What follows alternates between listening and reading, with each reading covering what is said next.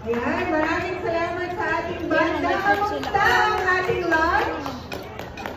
Ay, tahimik. Makakumuya pa. Ayan, ang lunch buffet po natin ay dire-diretso. So feel free na bumalik-balik sa ating lunch buffet live. Ayan, so Josh, diba, syempre kapag Pasko, yes, may mga... Oo, bigyan mo kong 20, gano'n, nakakit yun eh. Noon, 20 lang ngayon kaya, magkano na hindi ng mga bata? $20 dollars. Grabe. May isa-isang libo na ngayon, grabe. Ayan, so ito pong 2025, tayo ay nakapartner sa OWA, the Overseas Workers Welfare Association, and kasama natin ang OWA in the past few months sa pag-execute ng mga different workshops. Prime Credit ay nag-provide ng mga workshops. So ito ay ginawa doon sa OWA Center. Nag-yoga tayo doon. Oh, nag-yoga. By yours truly. Ayan. Yes.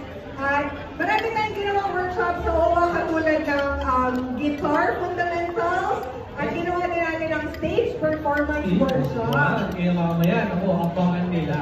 Oo. Ang maganda dito, dahil start dito talaga dahil sa Connectize. Yes, Connectize po, nagsimula siya as an online platform where we provide entertainment, information, saka inspiration sa ating mga domestic worker community. Pero, after ng pandemic, nabigyan na tayo ng chance na gumawa ng mga in-person event. Nagkaroon tayo ng guitar, tapos may personality development, may skincare pa nga, tsaka may pang last year, naman, 2024. Makeup,